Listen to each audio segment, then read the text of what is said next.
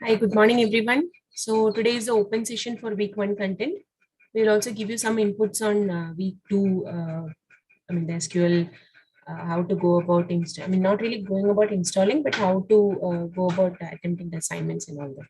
So we'll start off with the session today. So I'm not sure we are prepared with any questions, but if you have any more questions to ask, please feel free to do that.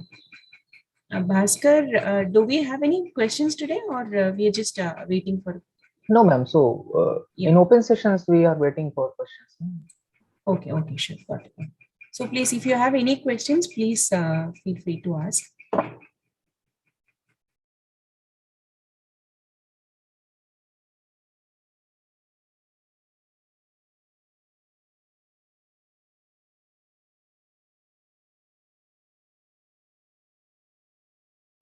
Just one thing. So just check all of you that whether you can unmute yourself or not, because someone was facing issue while unmuting last time.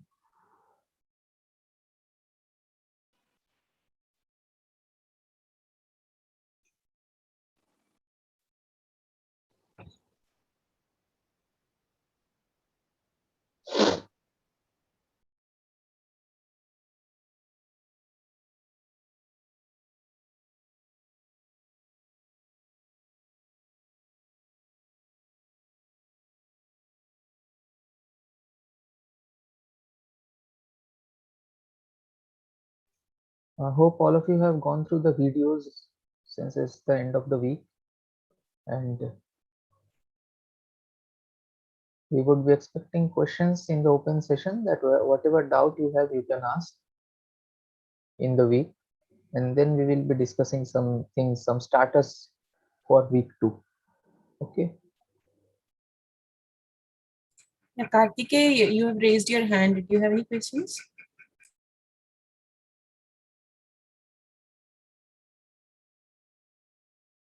Yeah, Mehak, you can ask.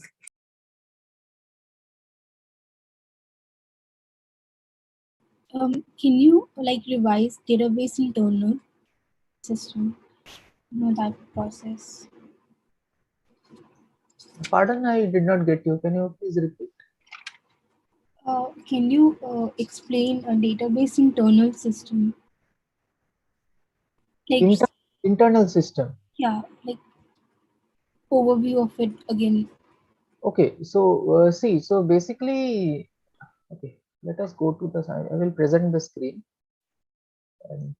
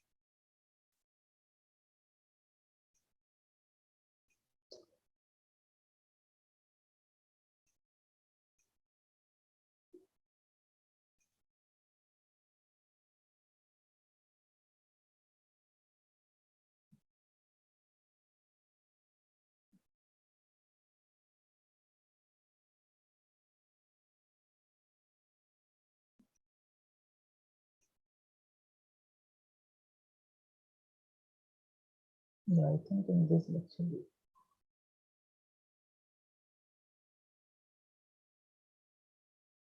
Bhaskar, it is in fifth module. fifth, no? Yeah.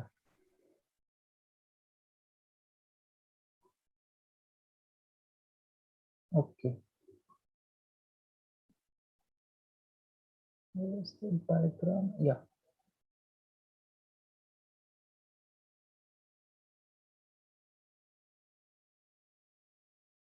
Is it clearly visible? Yes, sir. Okay, so see, as this diagram tells you, it's an overview of how the internal of a database system actually works. So whenever you see, so this is where the entry point to the system is, when you are actually making a query. It's a query input, and this is the system boundary. After this, you get the query output.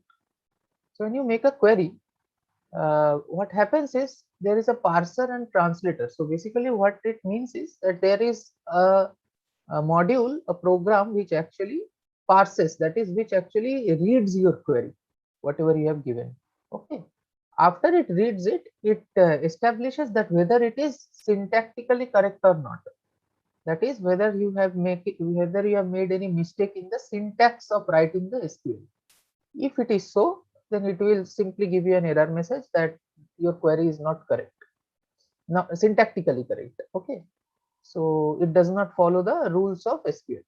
After that, if it is syntactically correct, but please note at this point that your query may be logically incorrect. It follows the syntax, but it may be logically incorrect. That is, uh, it may not fetch if you are if you are considering only select queries. That is, you will be reading about select queries and what are all those things.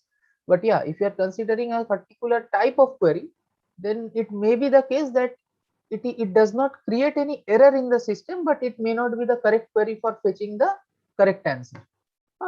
It may fetch some different answers. So that is logical error. So if it is a logical error, then this unit will not detect it. It will simply give you an error if you make a syntax error, make mistakes in syntax. After that, it is the query, if it is correct, it is passed to the relational algebra expression. So in the subsequent modules, you will learn in the subsequent weeks that how actually we transform a query, an SQL query or an SQL code that you will write into a relational algebra expression. We will be going into those things. Sir will be teaching us those things, right? So that expression, that relational algebra expression, with respect to each query, that is being converted at this level, that is being generated. After that is being generated, there are various ways to execute one query. That is, you can generate multiple relational algebra expression with respect to given one query. All of them will fetch the correct answer, right? So there must be one particular expression among them which is much more efficient to execute. That is, which maybe it executes in a very less amount of time. Maybe it references a very less amount of space. So those factors are there, and we will be reading those things. We will be learning those things in the last week, where we will be learning that what are the optimization techniques and what are the benchmarking for optimization of SQL queries. So that work is being done by the optimizer. It actually selects the generated relational algebra expressions which would be most efficient. Okay, and what is the basis of selection? It selects that on the basis of statistics about data. So what do we mean by, there is a disk which will store the statistics about data. Now what do we mean by this? Statistics about data may include information about which particular table is being referenced most of the time, or which particular attribute is used in most of the operation. That kind of information, that kind of we talked about metadata last time, right? It is information about information.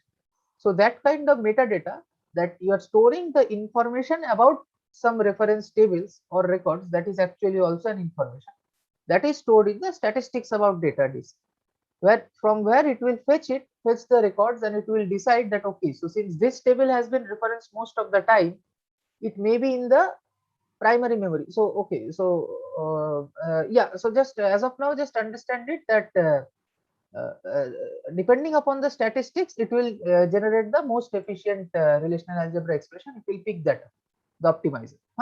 So just for a summary, when you give a query, the parser and translator sees whether there is syntactic error or not. If it is not, it will give it to the next unit, that is relational algebra expression. Relational algebra expression will map the query to a particular relational algebra expression. Now, there can be many relational algebra expression which can be mapped for a single query. Among them, one will be the most efficient one. That will be chosen by the optimizer unit. How it will choose? It will choose it depending upon the information that it has with respect to referencing of different tables. That is the metadata that we have. On depending upon that, it will choose that expression. And after that, it will generate an execution plan. Execution plan is how the system will actually execute it. So when since you are going to start week 2, So one beautiful exercise that you can do is, we will be coming to these things, we will discuss these things in week 2 also, but yeah, just to give you an overview that whenever you are writing an SQL query, you can go to the command prompt, means the shell, or PG admin, wherever you are writing the query, and you can write the word explain. Okay, so explain, after that you can put the query. Just append the word, sorry, prepend the word explain in front of your query, and you will see that it generates an execution plan of how the system actually wants to execute that query. Which operation will be done first. So I think that you will not be able to understand or comprehend it properly, but that what is the execution plan, which operation is done first. But it is one feature that SQL provides, it shows you the execution plan, and once you proceed through the further weeks, you will be able to understand, okay, so this is the execution plan of it, and these are the each steps, and why the computer is why the DBMS system is taking decisions to perform this step earlier than this one, right? And once you complete week 12, it will be very much clear to you. But just for a precursor, that if you write the word explain in front of any SQL query, it will give you the execution plan. So that's what the execution plan is. And after that, it will go to the evaluation engine. So this is where basically it fetches the data. So these two are the, as you see that the disk, this is a symbol of disk. Huh? So this, whenever you see this symbol, you should understand that this is a secondary disk that is storing the data, that like your hard disk, you can compare it with your hard disk. But so after the evaluation plan and everything is generated, so it will go to the evaluation engine, that is the database engine, and it will fetch the information from the disk, the particular information with you, for which you wrote the query, and then it will give the output as the data that you are demanding. Okay, so this is how the internal system works. And so parser means like it checks syntax, right? It checks Syntax of the code. yeah, so it checks syntax over here, the No. parser. Yeah. No, there are two words, so parser and translator. So parser means which checks syntax, right? Yeah. So see, parser and translator means it will simply take your query, it will read. There is a step called reading. See, when you are giving query into a computer, it is not only query. Whenever you are giving any programming code into a computer, it is not like simple text, right? It has to go through that, whether it follows the protocols of the language or not, and that is what we call syntactic checks, or syntax checks, right?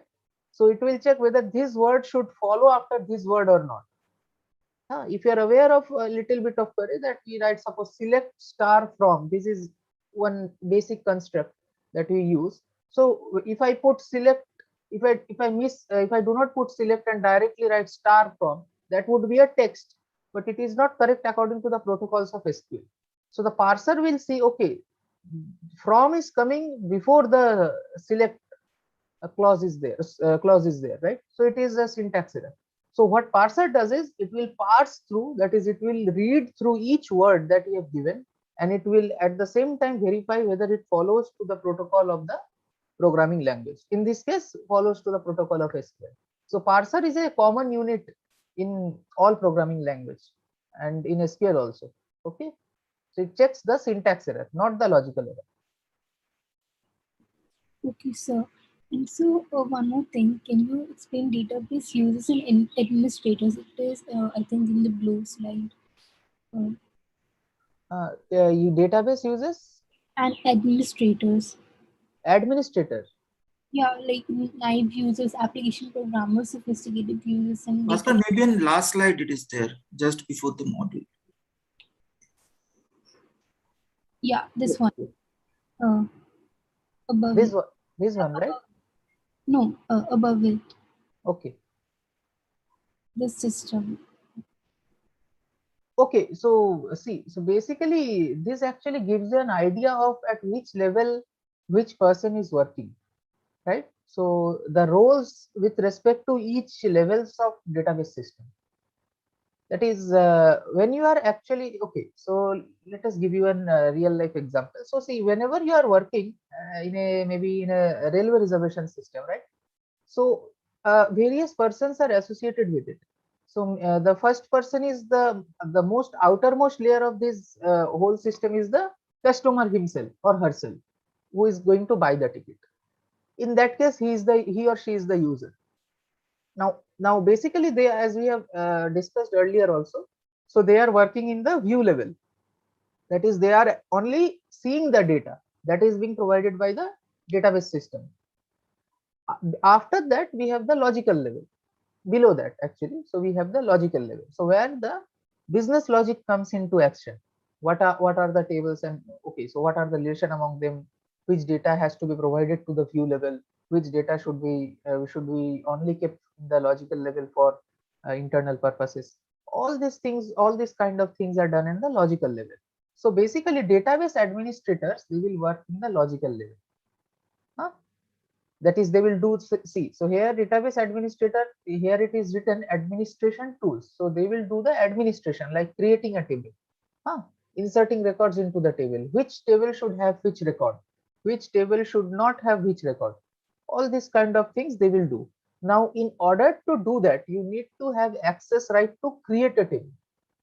We have not gone into the queries, but to understand this, you need to know what are DML and DDL queries. So this is just an overview. Once you understand those things, you will be related. You will be able to relate it in a more proper way. So select queries, that is when you are fetching data from the database, they can be allowed to most of the people, right? That you can do that. The selecting is not such a, or fetching data, seeing data is not such a great problem. But if some unauthorized person gets access to creating data or changing the structure of internal database, now that is a problem. So those kind of query which are able to do this kind of changes in the schema of the database, so to that, those queries are called DDL queries, data definition language queries. So that should not be given to that should be restricted to very few people. So that very few people are the database administrators. So they will work at the DDL and DDL queries. And also the DML queries, also some restricted DML queries, like inserting data is a DML query. But insert also remains with the administrative people, that is the database administrator. So when you are actually creating your account as a user, so you are only giving the details, but the insert in the database actually has to go through the database administrator. Okay, so these are the tools. Actually, it gets implemented in the system automatically, but there is a check after that that the database administrator does, whether it is okay or not to have that data. So these are basically, once you are clear with the DML, DDL things and all, you will be able to relate it more properly.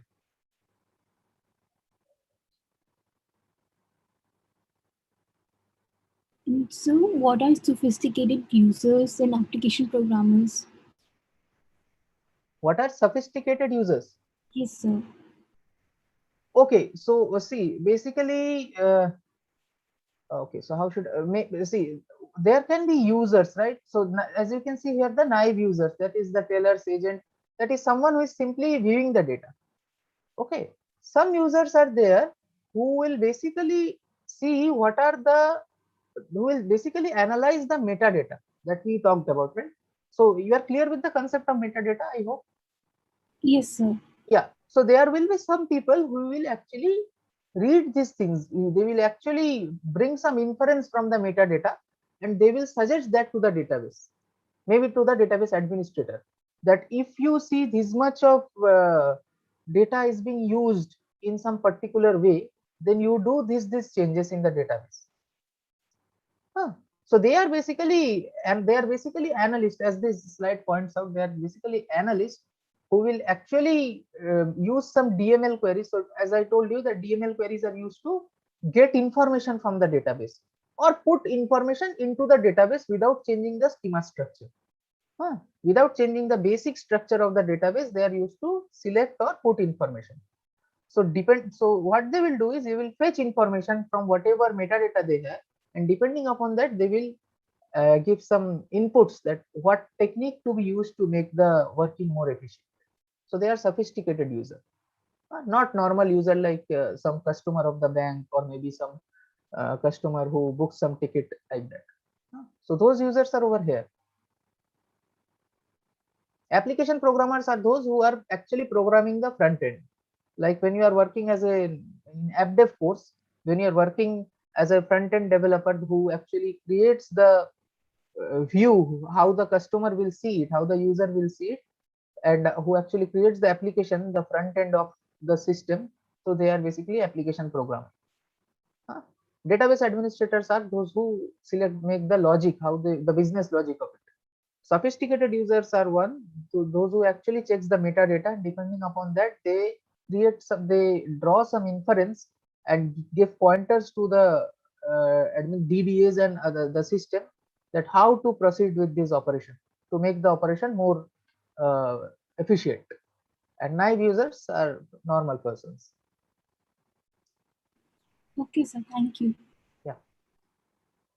Thank you. Sir, can I ask now? Yeah. Yeah. Sir, can you explain physical and logical level? Okay. So Lecture 1.4. yeah, it's okay, means we can also do that normally. So see, physical level basically is the level that deals with the internals, the data structure of how data records are stored in the secondary devices, that is the memory devices. Now please don't confuse this with the hardware. They are not related to hardware. Second is the physical level mainly deals with the data structures and concepts like indexing, the structure of index files. So we will be learning those things in later lectures. But yeah, it deals mainly with the data structures that maintains the data in the hardware. It is not hardware, although the term is physical, and that's why many of you get confused that whether it deals with the hardware or not. Yeah, it is exactly not the hardware, but it is very close. It is that software part which is closest to the hardware. That is, it deals with the data structure that actually manages the data on the system. Okay, so that is physical level. And logical level is, as we discussed, that the planning of which table will store which data, what are the attributes of a particular table, what are the interrelationship between different tables. So that is what the logical layer deals with. Okay, sir. Thanks, sir.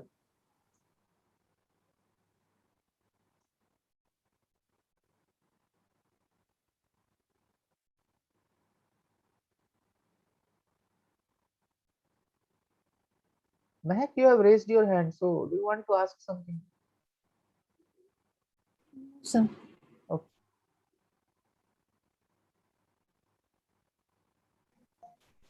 Sir, can I ask something? Yeah, please. Yes, sir. You was telling something about the example before writing the query. We should write example. How to do that? Can you explain a little bit? I did not. Oh, explain. You can write the explain word. Yeah, explain. Yeah, how to do that? How to write? Just write explain and then write your query. Like the create table or anything query. Mainly you do explain with select statement, right? That when you are writing some complex select statement and you Okay. want to see what is the execution plan, that whether his join will be performed at first, or whether the where clause. Whether means the structure of the query. Once you read the query, that where join, these things will come. So which operation of that query should be done first to make the process more efficient? So that decides that is being decided in the database system, right? When we were explaining those things. So that Okay. is that you can see actually by writing explain up before the query. Okay. So Arup sir, am I correct? Yeah, Bhaskar.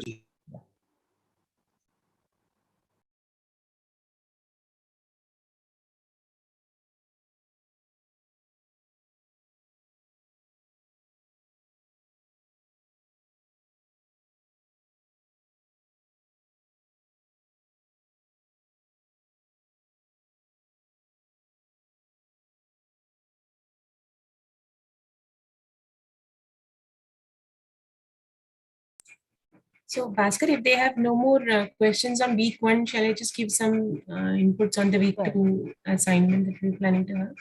Yes, ma'am. Yes, ma'am. Please. So, I guess all of you would have seen the week 2 videos, right? Hopefully. So, with SQL, we are planning to give assignments for which you have to submit queries as the answers. So, we'll be giving you a database schema and some sample database, and based on that, you have to write the query and generate the output. So by today evening or tomorrow, we'll be releasing those assignments, and we'll give you a submission link later. But until then, you can start working on the questions and all that. So that's something that will be there. So with respect to that, for the quizzes also, you have to anticipate that kind of questions where you will be asked to write the query. So whenever you are learning queries, I mean, for quizzes especially, we'll be asking very simple queries. It is not like you have to remember too many things, but whatever a very very basic user of even a simple application programmer should know how to write a query. Those kind of things will be asked. So it's not like you have to memorize a lot of keywords or anything. Very basic things you should know. Even for exams, we'll be asking that kind of questions, text-based questions rather than simple objective ones. There will also be questions which will have queries as the answers. So whenever you are learning, like you're starting to learn SQL queries from this week, so keep this also in mind. I'm not saying you should prepare yourself with the exam perspective, but it's also like, it's not like fine when you're writing another programming language, you can always go back and see this thing. But here there are very, very basic things which any database query writer should know, and those things will be testing in the exams. So whenever you are learning queries, please keep that in mind. Yeah. So Bhaskar, Arup, you want to add anything to that? Yeah. For queries, like you'll have the first you will have the instruction set, like there will be two database given to you, like that will have some schema along with the data already filled into your table, right? So you need to install those table inside your machine. So there are some instructions which are already given inside the particular document. If you follow that, you'll be able to load the particular tables inside your Postgres SQL software. Like once it is loaded, so you'll be able to test the queries inside your local machine, right? So that is we need to do. And Bhaskar, do you like to show them like how to install how to load the tar file? Yes. Okay. Okay. So see, so before starting with the loading part, you all will be provided with a tar file. It has the extension .tar. So those are basically database dump file. That is, they contain the schema as well as the data, the whole bunch of the schema actually, which stores the data as well. That is dumped into one file, and these files are called .tar files, right? So there is a way to load them into your database system, that is into, as we are using Postgres. So in Postgres there is a way to load those files. So once you load those files, you will not have to make individual insert into the tables, and everything will be there. All the tables, all the data, that will automatically get loaded into the system. So then you can start directly querying those tables and work with that, right? So here we will just give an example how to load those tar files once you have them. Okay, so let's start. I hope all of you have installed Postgres already. So please raise your hand who all have installed Postgres on your system.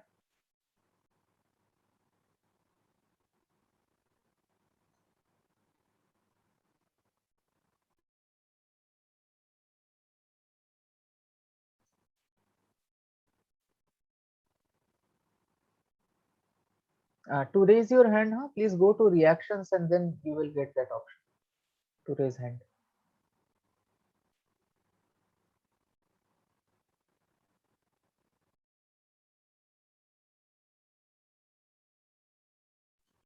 Okay, so 5. Okay, so I would request the other ones also to please install Postgres. You should have done that by now, because in the next week we will be actually starting into the queries. You will have to write the queries and we will be discussing those things. Okay, so once you install, I'm sharing my screen now.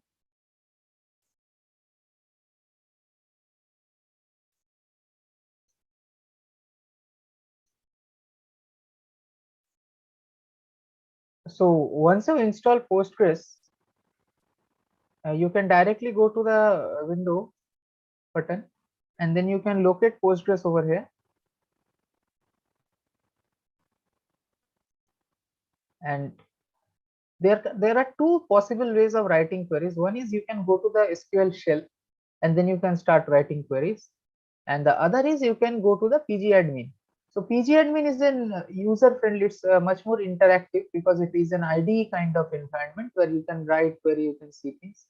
And SQL shell is a usual shell where you have to write query. It is same as command prompt. Huh? So we would be showing you the restoration process with pgadmin, but there is also a command that you can use to restore. But as of now, we will be skipping that command. We will be simply seeing the restoration process using pgadmin. Okay, so once you click on pgadmin, it will open and you will get something like this.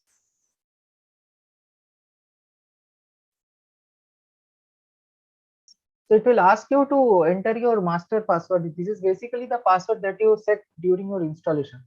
So remember, while installing, it asked for a password that you gave. So please enter that password over here. So once you install, next you have to go to servers. Okay.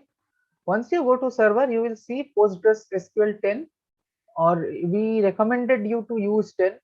Even if you use some other version, then there may come some issues and with respect to Windows 64-bit and all. But if it runs on your system, then it is okay. But we recommend PostgreSQL 10. So once you get, so you will get this thing. PostgreSQL 10 will already be there. Just click on over here and it will ask you the password again. Give your password. And you see that all the databases with respect to PostgreSQL is connected over here.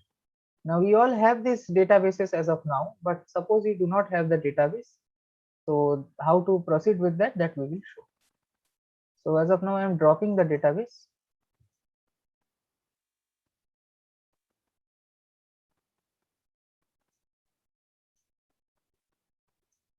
Okay. So the first thing that you have to do is you have to go to the databases and then you have to do the right click on create. So these are the steps that you have to follow. Huh? So after clicking on Postgres 10, this database will be there. Right click over here, go to create the database and just give a name.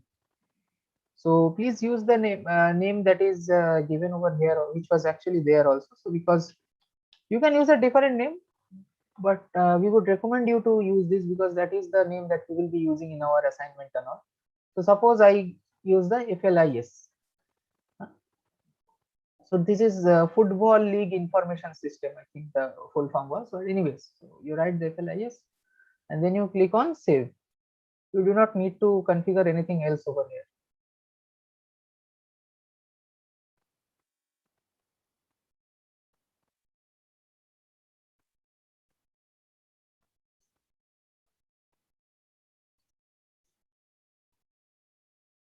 Okay. So after this, what you have to do is you have to go to the FLIS. And if you go to schema now, schema is basically the part that store all the details of your tables, the functions, whatever constructs you will be learning in this course, those things are mostly stored in schemas. And another thing that you will be learning is event triggers. So triggers is stored in a different tab over here, different option. Other than triggers, most of the things will be there in schema. So just click on schema. So you can see that we have functions, tables and all. So go to tables.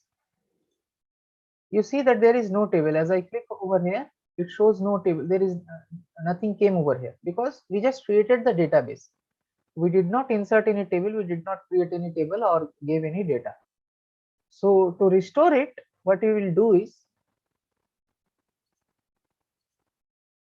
After you get FLIS, right click on FLIS and then go to restore option. Okay. Once you do that, it will ask you the format which you want to use to restore your data. So select it at custom or tar. It is pre-selected also.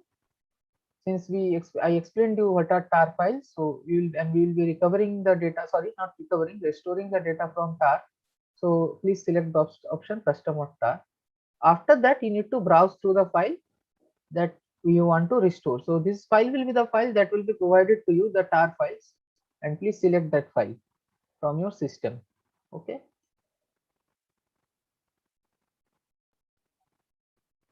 So in my case, it was,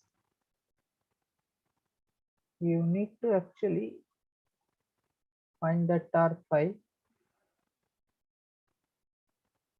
Okay, so you see that flisdb.tar, you whatever name you get in the folder, in the file, that tar file, please select that file after you download it.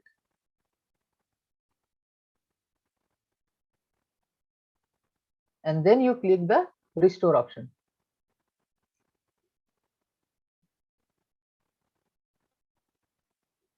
So now you see that restore job is successfully completed. And now when you go to the schema in tables,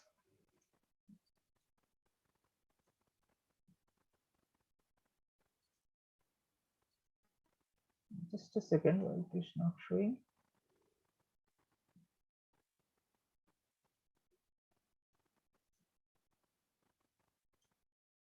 Bhaskar, just right click on the DB database and refresh it. Refresh. Okay, yeah, I think. Yes. Okay. So thanks, sir. So now you can see that all the tables are there, and you can also see the data. For seeing the data, we would recommend you to write learn queries and write them, like select star, like those queries, select queries.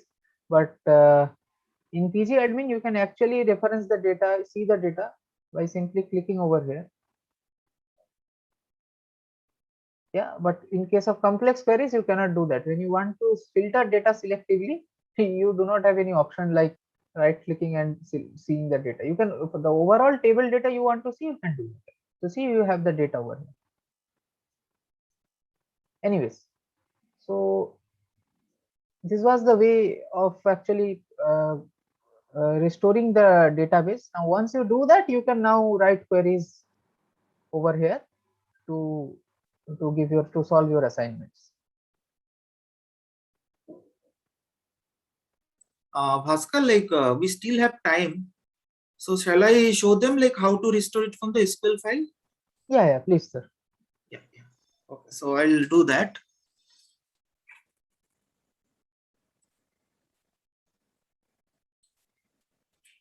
I don't have the screen share permission, I think.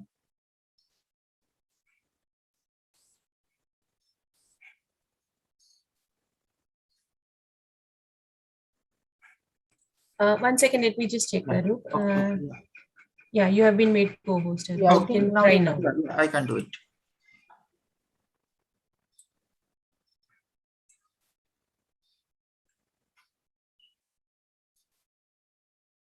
Can you see my screen? Yes, sir. Yes.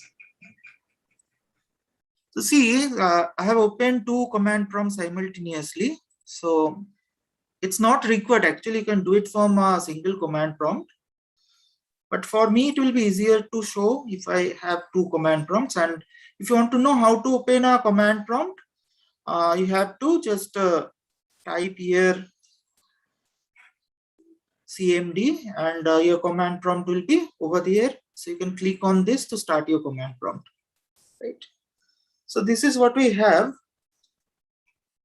So this is the particular directory where I am having my SQL file. So just to listing out what I have. So this is the alias DB SQL and alias DB tar file. So tar part portion, Bhaskar has already shown you how to restore your database from a tar file. So this is a alias database. That's a library information system.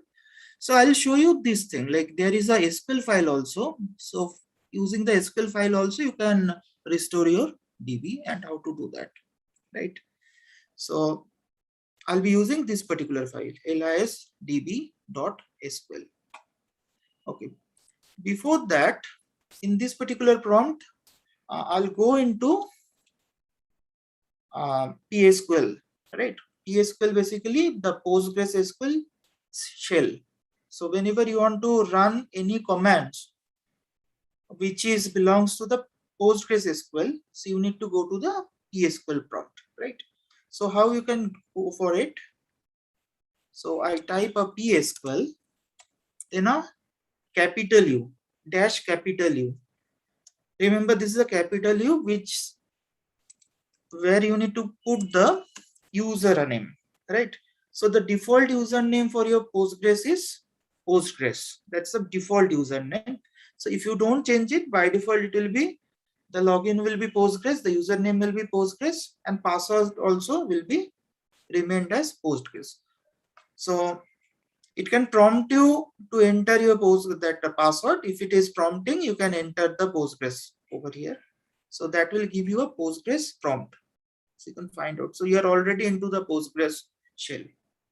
So if you find out what are the databases already there inside your Postgres in your local machine, you write a \l. So this is the list of databases we are already having. So you can find out there is a database called as an LIS, but I want to restore it. So for the time being, I want to drop it. Drop database LIS. That means it will delete the database. So I don't have LIS database. So I want to just create the empty database first, inside which I'll restore my data, right? For that, how to create an empty database? Create database LIS. So I've created an empty database. So if I want to go into my database, it's a \c, then type LIS. So that now currently I'm into the LIS database. You can see the change command prompt, sorry, the change prompt which came as an LIS now. If you look at what are the tables currently you have inside your database, it shows did not find any relation. So database got created, but there are no tables, no data. So that we're supposed to restore. So how do I do that? So we are already inside the LIS folder right here. So this is my PSQL prompt, and this is my normal command prompt. So I go for again a PSQL command. Then my user is Postgres, right? I want to restore it within the database named as an LIS. So you have to give this less than symbol. So this calls a indirection, which says data from a file will be directed to the LIS. So which file? It is in my F drive, right? My folder name is, this is the path, right? F drive database LIS, inside which I'm having my file called as a lisdb.sql. So it says from this particular file, your DB will be restored into this LIS database. So this is making it will be redirected to, data will be redirected to LIS database. So if you give an enter, you can see there are a lot of things are happening. But if you go back to your PSQL prompt, see your all the tables got created, and you can make certain queries like this will learn in the next week. So if you want to find out what are the books are there inside your database, so you can find out these are the books there inside your database. So these are the few things you can do, but the detailed instructions are already there in a PDF. So you can find all this instruction, how to write the commands and all these commands and all. So please do that. And I think we'll repeat this again in the next week, this installation part. Yeah. Arup, so one more thing, do you just want to tell them that the SQL is a readable file, whereas the tar is not? SQL is a? It has those instructions directly on that, right? The SQL file, or is it binary? No. SQL file they can read, but yeah, 1 minute. Human readable file, right? Yeah, the Yeah. instructions. Whereas the tar file is a dump file, the binary file, Yeah, right? just So just one thing, that SQL files, they are totally readable, but once, even if you are aware of the queries, it may not be very comprehensible to all of you when you read the .sql files, because some yeah, this is what you have inside a SQL yeah, file. yeah. So these are all SQL commands actually. These are your raw data, whatever you have inside the tables. So because if in raw data, generally you will use insert statement, but here it is done in a different way. So that's why I said it is a little bit different. You use copy commands and all from standard in and all. So anyways, yeah, it is actually readable only, but may not be exactly the way that you create database from scratch. Right. It's not the exact insert statement or anything, but something. So these PDFs, I mean the instructions, right, that will be giving out today or tomorrow, right? I mean that's correct, no? It's still not on the portal. Yeah. We'll be releasing that, yeah, and then you can go through it, and the next session you can come back or you can start. I mean you can post your queries in the discourse, and otherwise if you have any doubts, you can just ask us in the sessions. Okay. Now, does anyone have any questions? Yeah. So before that, sorry, Bhaskar. Yeah, just so one little thing that I missed, that after you create that, after you restore the DB, right, from tar files, if you want to query a particular table, not only query a particular table, but query that DB, that database, what you can do is you can basically go to over here. Just a second. Yeah. So over here, you can go to query tool, right click on any of the table. It is not that you have to query that table only while you go to the query tool. You can click on any of the table and query any table. That is not an issue. So what you can do is you can right click on any of the table and just go to query tool. Over here, you can write your query. As sir showed you, you can write any query over here. And just play, or you can directly press F5. See, so when I go over here, it says execute F5, right? So if you press F5 on your keyboard, it will directly execute it, or otherwise you can click this button. So it shows the data, right? So just right click on any of the table. So I clicked on referees and fetch data from managers. Huh? So that is not an issue. Yeah, thank you. Yeah, ma'am, you are saying something. Yeah, no, that's fine. So I think two people have raised their hands. If they have questions, they can start. Kumar? Yes, sir. So first question is that how to load the DB file is the same as that SQL file? Kumar, the tar file means this PG admin thing, right? Yes, sir. You loaded the manually file, and sir loaded through the command prompt SQL file, no? No, the process that sir showed, that was using the .sql files, this .sql dump. And yes, before that, in the video, I showed how to restore using the tar file using pgadmin. Yes, yes, sir. And I got that. And what's about the .db file, sir? .db is not with respect to PostgreSQL, right? You're talking about the SQLite, right? Oh, it is only comes in SQLite. That's my understanding. For PostgreSQL, I'm not sure if there is a .db version. Yeah.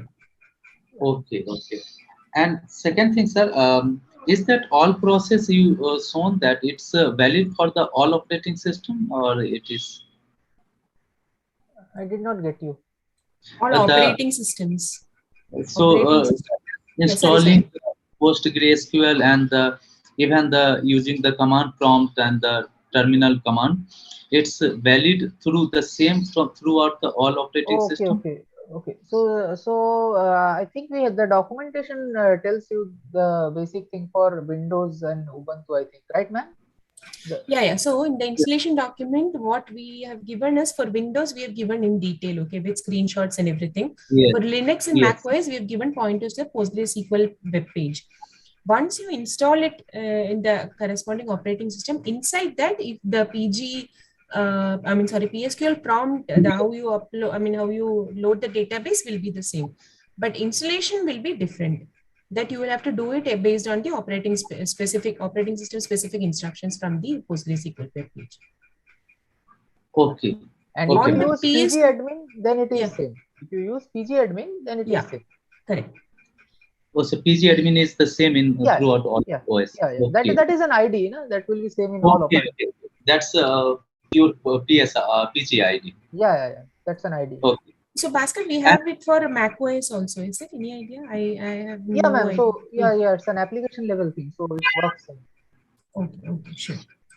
Yeah. Sorry. Yeah, please continue. Yeah. And one more thing, sir.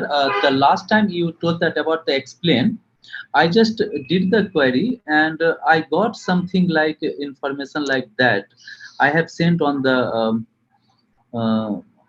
chat box. What's the meaning of that? I didn't get actually. Of the top query is just I use the select, and the bottom query is coming after explain. So uh, what to correlate?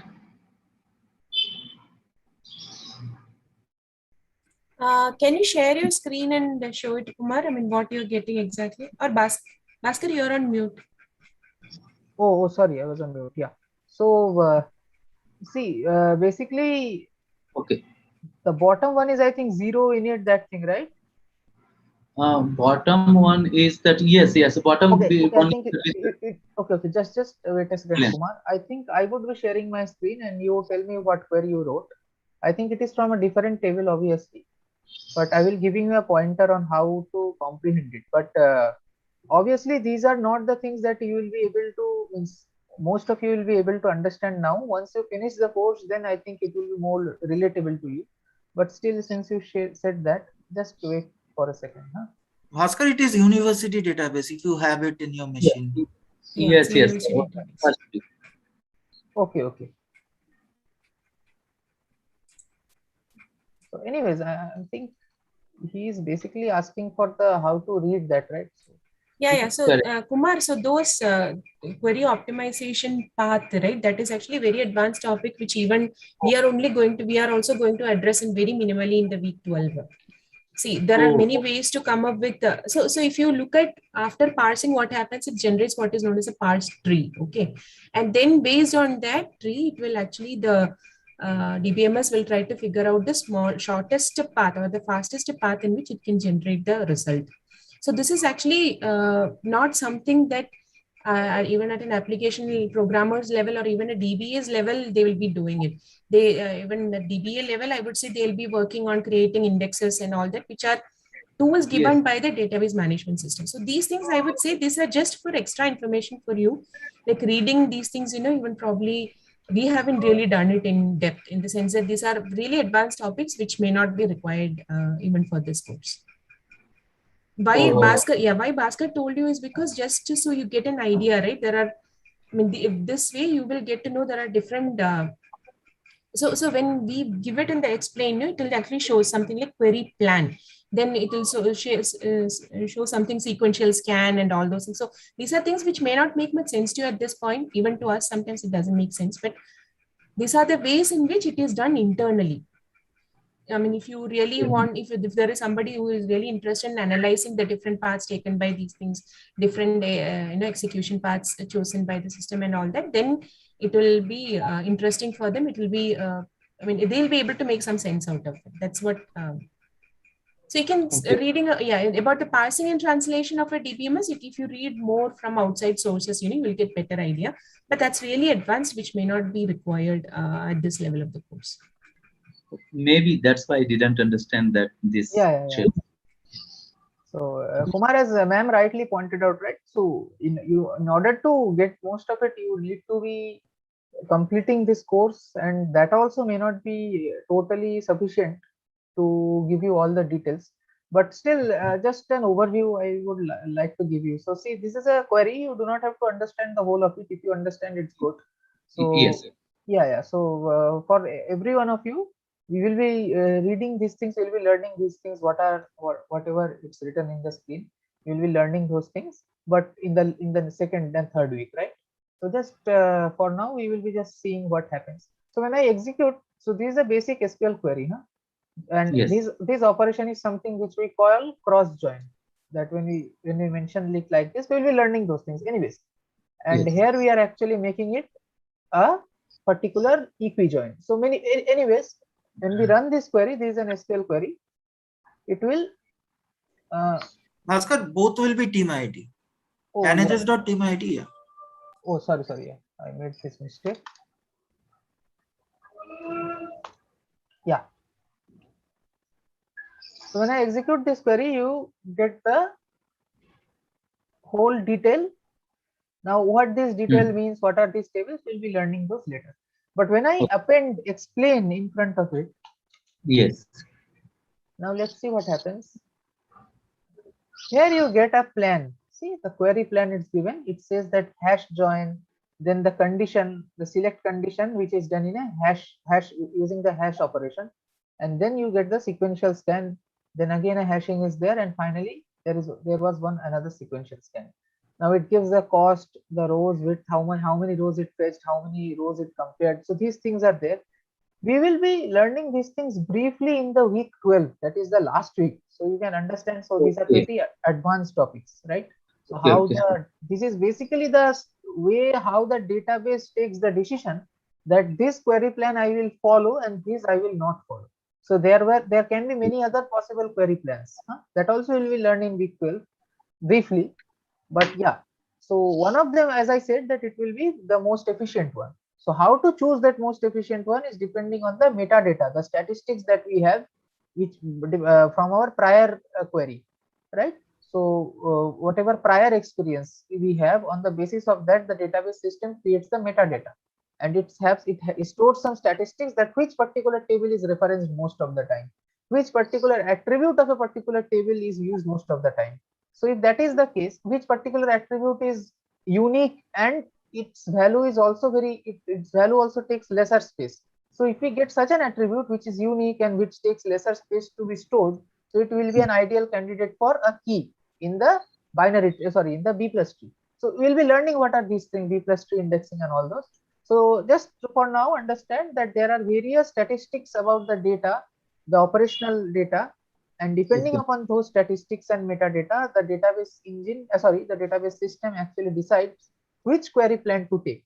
Now, the most efficient query plan gets executed, and this is the query plan, right? For this particular query, this would be the most efficient query plan. A number of factors are associated with it. The algorithms used, the number of rows you have.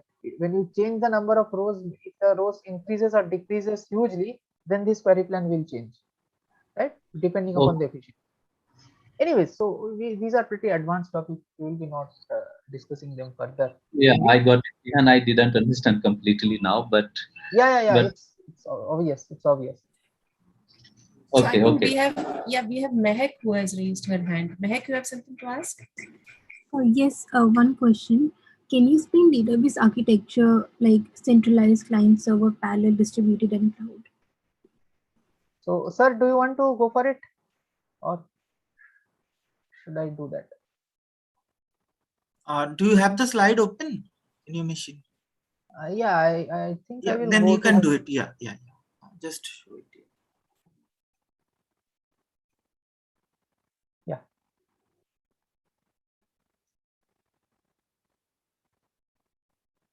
just a second.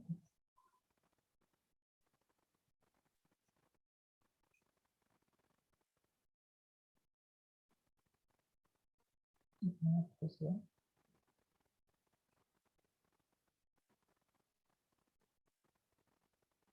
I think it is in week 5. Week 5. Sorry, module 5. But I'm just going. Yeah.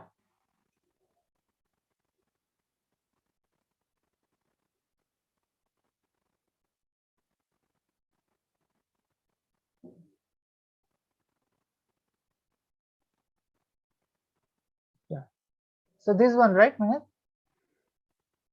Yes, sir. Okay. So are you aware of? Bhaskar, Yeah, yes, sir. yeah, So ma'am. just yeah, I mean, I Yeah, yeah. don't think we have to explain everything in detail. She just has to understand that this is I mean, it's probably I mean something that will be dealt with in the application development course in detail. We can just mention maybe a few words. I think that should be Yeah, just an idea. I think I will give. yes. Yeah. Okay, okay, okay. So see, Mehak, basically the database system that we will be learning. So we will be mainly focusing on the internals of a database system. That is, when you have the database, now what are the operations on it? Huh? What are the theoretical aspects of it? That thing we will be learning. But a database system itself that can be implemented at various levels. That is what I would like to say is, you can have the database system on your computer, like we will be having in this course, right? And you can also have the same database system implemented as a client server model. The here you see the client server word, right? So what is this client server model? Client server model is, server is an entity. It can be a software. It is actually a software only. So basically it can be one single computer, it can be one single program, it can be a process, right? So, or it can be a set of processes, a set of programs. That is basically, server is an entity that will respond to someone's request, and the other entity which makes the request, that is client. So this is the basic terminology. Now, to give you a real example, when you are writing something on your browser, when you are suppose going to maybe IIT's portal, is your course portal. So that is in the browser, you are writing the address of the course portal. So when you are writing that, you are actually, your browser is actually working as a client. It is requesting the information from the portal of IIT BSc Degree. Now the IIT BSc Degree computer configured over there, that will actually respond with the portal page to your request. So that is, so that particular system we have at IIT BSc Degree team that the team has configured. So that particular computer is working as a server for your request. It is responding to your request, to your browser's request. So your browser is a client, and your that system is a server. So this is the basic architecture of a client server system. Now, if you install the database DBMS system as a client server system, then we call it as a client server model. So that basically means there will be one database server which will have all the data and which will have all the information. As a client, you will write the query, and that query will be a request to the server. The server will read the query and verify all the syntax and semantics. And if it is correct, it will give you the response. So that is, you write the query on your local computer. The server hosted at some other part of the world, or maybe in some other part, in some other computer, it will go to that computer, it will check, okay, so this query is valid, and then that computer will give you the respective records that should be given as the result of that query. So this is the client server model. Okay, and it is also, I would like to give you another example. The PG admin also, it is that I have showed. Okay, let me just give you that thing also. You will be able to understand it in a better way. Just a second. Yeah. So you see over here, huh? PG admin that we told you. You can see the word server here, right? See, it's written server. The first one is PostgreSQL 10. The second one is PostgreSQL 13. So it's not necessary. PostgreSQL 13, I installed it in my machine. That's why it was showing that. So here you see the server. So here in this computer only we have the server and also the client. Now I think you are getting a little bit confused, because I said that initially the server can be at some other part of the world. But I also mentioned you, the server can itself be a program, right? It may not be a computer itself every time. A program can work as a server and another program can work as a client on the same computer. That is also possible. So basically the word server means which is responding to a query, and client means which is making the query. Sorry, not query, request. Every time you are not using SQL, even a web request is also a client server model, right? So PostgreSQL 10 over here, it is also acting as a server. And whenever you are writing the select query or any query, That is, you are making a request to the internal program that is working as a server, and that will give you the response. So that is what a client server model is. Bhaskar, do you want to show that services? Yours is a Windows machine, right? Yeah. In the services, you can see that server process running, no? Then that will give some more idea about that. Okay, yeah, I You think remember? You want to try that? Yeah, just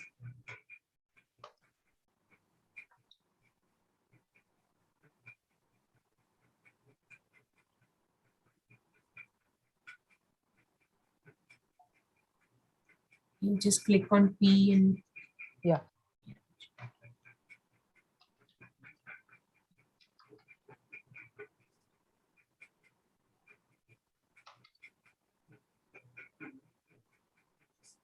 It's not okay. Anyways, I will go to it.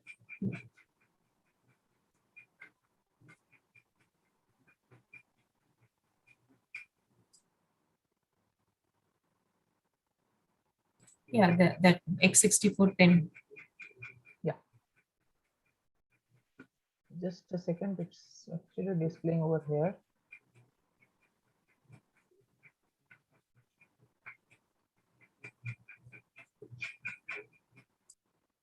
Yeah. So yeah, as ma'am suggested. So yeah, so what I wanted to say was like this server is nothing but it's a background process which is running in the machine, which is actually waiting for requests from some client like the PG admin or the PSQL prompt or whatever. So whenever you type a query there, it is actually you are actually acting as a client, and there is a process which is running in the background, which you can see here as a service, which is a database server which is ready to serve the output of the query which is given by the that is a client server model. And it's also possible that you have a server. So as you've been, as you've given the installation document, you can have your database hosted in some server in Heroku or AWS or wherever. But even then, the server is there, but your client can access it from here using the host name, the password, the port number, the username, password, the port number, everything. So the client in the client server model, both can reside in your own machine, which is the case which is shown by Bhaskar. The second case is where the server resides in some machine in the internet somewhere, and you are able to access it from your PSQL prompt using the login credentials, the server name, the login credentials, the port number, etc. So that's the client server model basically. And PostgreSQL is a client server database. As Kumar was asking yesterday, SQLite is not a client server. So it runs only in your machine. You cannot have, I'm not sure whether it's possible, but in general, it is not possible to have it running in some machine. It serves as a server and you try to access it. It's a something local. I think this is correct, no, Bhaskar? Yeah, ma'am. Exactly. Thanks. So I think that puts it in a very nice way. Thank you, ma'am, for that, and thank you for reminding this thing. So see that you can observe here, right, that it's written server. So basically, this PostgreSQL server 10 it's written, it's running, and it is actually a network service. That is, it's listening to your queries and then it will give the response, right? So that is basically a client server model. And as ma'am told you that the server can be hosted in some other part of the world, or it can be also on your machine. In this case, it's on a local machine. But PostgreSQL is a client server model, as ma'am told. And Kumar was telling yesterday, I think Kumar was telling only. So in the previous session that SQLite. So SQLite has mainly two disadvantages. The first thing is obviously the client server thing, because whenever you are making, it's not for you to understand it completely, but just as a trivia, you can hear to this that when you are having a client server model, using concurrency gets a little bit easier. Now, why it is so? Because you can maintain some log files and then you can suspend some transaction, and there are various things. But yeah, but using multiple processing becomes easier. And otherwise, you will have locks and other things that will make it more difficult. So SQLite is basically a system that stores information in document on your local device. It's not something that there is one separate entity that is a server and another separate entity that is a client. So it is not the case in SQLite. So that's why multi-user facilities, multi-programming, multi-threading, these kind of things, whenever you are parallelizing your work, as I discussed in earlier session, it becomes difficult in SQLite. Now there are some plugins, and now they have made some backend changes in SQLite so as to make it like a multi-processing kind of thing. But yeah, that's not exactly the thing which was SQLite earlier. And now also it's not in a perfect multi-processing environment. So anyways, so leaving those things, client server model is basically something that we discussed. Centralized is something which you have some information in a central location, and from there you are accessing it. Parallel, I think it's self-explanatory. That is, many requests are going, and then you are basically accessing them. One entity is there that is actually giving the result in parallel. Distributed is something that is also, I think, in app dev course you will learn it in a greater detail. But basically, what it means is you have different units. Suppose you have initially you had one server, right? That is which was responding to your request. Maybe your local machine, or maybe at some other part of the world. But in distributed system, you may have the server itself located, the instance of the server itself located at different positions, located at different places. So how it will help you is, it may be sometimes also that the whole instance is not located, maybe some partial instances are located at different positions. So these are various case specific things. But distributed mainly means you will have more than one instance of the server running, and whenever one fails, it can actually, the system does not fail at that point, right? It is not a bottleneck that only if one server is getting into some problem, you will not get the response. So that's what the distributed computing and distributed server things come. Cloud, I think you are all aware of now that it's something, it is also a client server kind of model only, cloud. But in client server model, when you implement a lot of load balancing and dynamic allocation kind of thing, so what that means is you are only using the resource that is required for that specific operation in a client server model. You are not pre-allocating resources to do some operation. When you do this thing in a client server model, and when you scale this thing in a client server model, then you get something called the cloud. That's what cloud basically is. It uses dynamic allocation, not static allocation of resources. That is, if you want some particular amount of memory, you will only use that amount of memory, and whenever you need more memory, you will use the more memory. You will not pre-allocate. Okay, so with respect to this process, I will pre-allocate this much memory. If it needs more, I will not allow. If it needs less, then it is okay. Maybe I will not decrease the bounds, right? So that leads to wastage of resources most of the time in normal models. In cloud, that is not the case. We are actually dynamically allocating the resources. So cloud is also a client server kind of model only, but with dynamic allocation and load balancing and various other advanced aspects. Okay, so I think if you have any more doubt, you can ask it. Sir, I have one question in the distributed. Kumar, will come to you. Just 1 second. Okay, Cherian George has had his hands raised for some time. Cherian, do you have to ask anything? Yeah, if anyone is using Ubuntu, could you please show how to install Postgres version 10? I think you will have the documentation in that. It's given the pointer. The documentation is. Yeah, the pointer is given to the PostgreSQL web page. You are not able to get instructions. Shown for 13, version 13, I think. Oh, okay. Okay, so if someone has successfully, if someone has successfully installed in Linux, please post it in the discussion forum so that others can also make use of it. So are you facing any issues, or? Okay, I think it should be pretty I think simple. version 10 is. I'm not able to install version 10. It has version 13 or so. Okay, so I have Ubuntu 20.4. So did you download the correct OS format, that is 64-bit or 32-bit? That thing you have downloaded? I just, according to the instructions, it's just apt get install Postgres-13.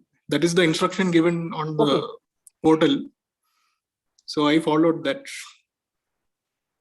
Okay. So when you do it with 10, it's not working. No, I replaced that -13 with -10. It's not working. Okay, I think you will get the instruction in the next week, but also you can go to the web. I think you will get the answers on the. So Cherian, what we'll do is we'll try it out from our side. We'll see if somebody has a Linux installation. We'll try to figure it out. If not, if somebody has done it successfully, please post your inputs in the discussion forum so that the others also can make use of it. Okay. Thank you. Yeah. You have one more person who has raised hand. Kumar will come to you. Okay, just 1 second. Priyanshu. Ma'am, I had some doubts in week 2, second activity. Some questions. Yeah, okay. I think you have posted one question in the discussion forum, right? We'll address it there. Week 2, we will start this week. Okay, I'll let others also get some time to explore the questions. Is it okay? So Mehak, you had your hands raised earlier. Do you have any more questions? Just one small question. Yeah. What W3 consortium? Sorry? What is W3C, WW consortium? Yeah, Bhaskar. Yeah, What is W3C consortium is a forum who basically standardize the thing, like about the programming language and all. They provide the standards. Like a XML is a standard for data transportation, which is by W3C. SQL is not WW3C. SQL initially came from a Oracle, right? Sorry, IBM, I think. Yeah. Okay. Normally, the wave formats are defined by W3C. Wave formats, like which are the technology used for web applications.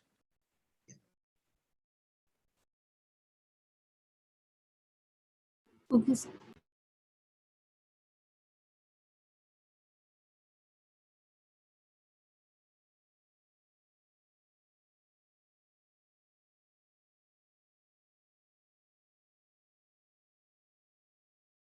Yeah, Sumishta, I think you want to ask something. Hello, sir. Hello. Yes. Hello. Yeah. Yes, sir. Good morning. Yeah. Good morning. Yes, sir. Sir, sometimes ago you are talking about cloud-based model.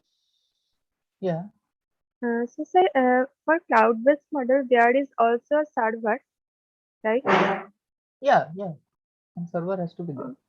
So, sir, what is the basic difference between a server and cloud-based?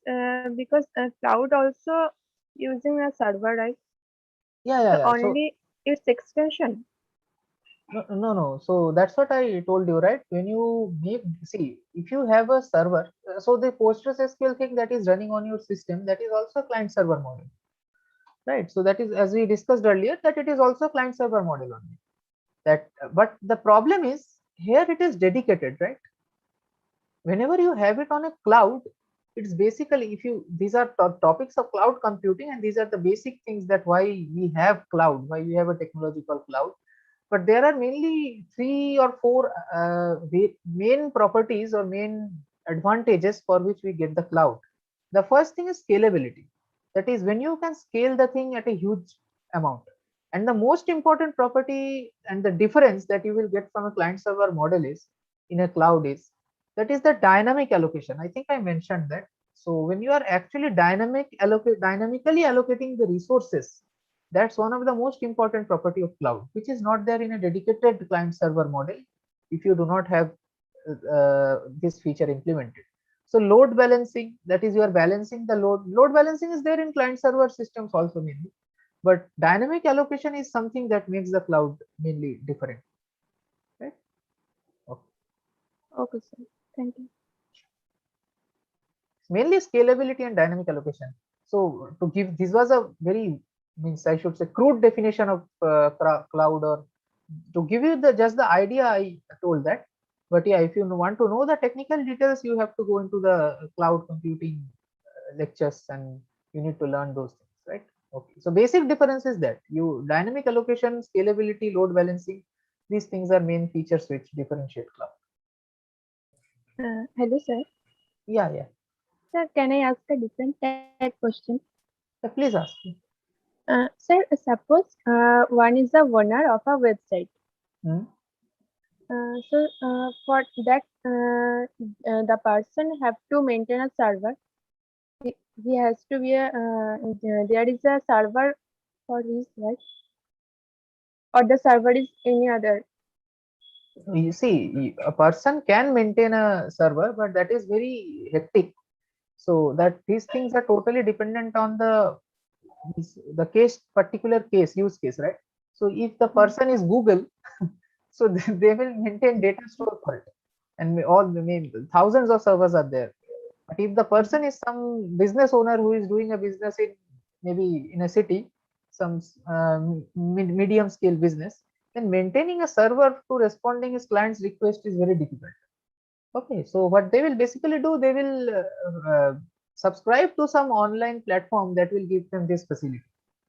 Like, so maybe like you have many platforms to use the servers of those. They provide the service like AWS is there. Right? Many other things are there. You can host many things on Heroku. You can make a running system on Heroku.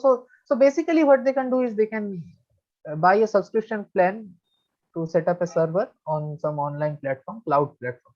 Okay. Okay. Sir, do you want to add something to that?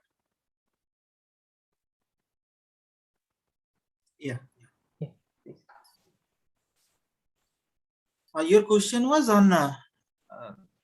So if a person wants to server, right? Is that a web server? Yeah, local or hosting. Yeah. That the thing is like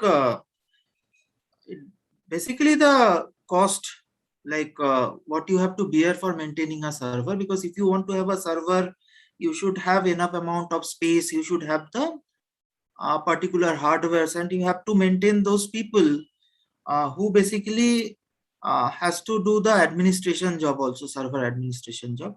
So if you can afford and your website is such website that will pull that amount of money from to invest, then it is fine. We can have our own server, but otherwise it's maybe better we'll take it in a rent from some other vendor and just put our web files like HTML files or other files on that particular server. So the maintenance will be done by them. We'll just put our application on that and it will be running over there. That's So just to add to it, just one second. So, Mr. What kind of server are you? Are you asking about a web server, application server, or a database server? What server are you asking for? When you say owner web server, is it okay? So, have you registered for the application development course? Yes, ma'am. Yeah. So, I think it will definitely be dealt with in detail there. There you will understand that this is again the web server is also like a simple process, like you see the database server. Okay. So if it's for a very small web page, which you want to host your friends web to see and all that, it can run in your local machine. There is no problem. Depending on the volume of access, volume of request, number of people going to access is the amount of data that has to be served to the student. I mean, the served to the people are going to use your web page and everything. Depending on that, you will have to scale up your server. The storage space, the performance, again, that will again depend, everything will depend on the capacity of your machine, the RAM, the processor speed and everything, right? So that's probably some impediment that can happen if you're going to push it to a large scale. Maintaining it, if it is just for few friends of yours and everything, that's not a problem at all if you have it in your local machine. So you will learn more about it in the application development course. If you learned about it, Professor Nathan will explain very detail as to how a very simple web server can be started and all that. So yeah, you'll be able to learn in detail there. Okay. Okay, ma'am. Thank you. So Kumar, I think I interrupted you earlier. You were about to ask something on the distributed system, right? Yes, ma'am. And one thing more I want to add. Can I add, ma'am? That can I ask? Yeah. Please. Yeah. Suppose I have a suppose in the database I have a 50 table which is intercorrelated, and there is a 1 million data inside the table.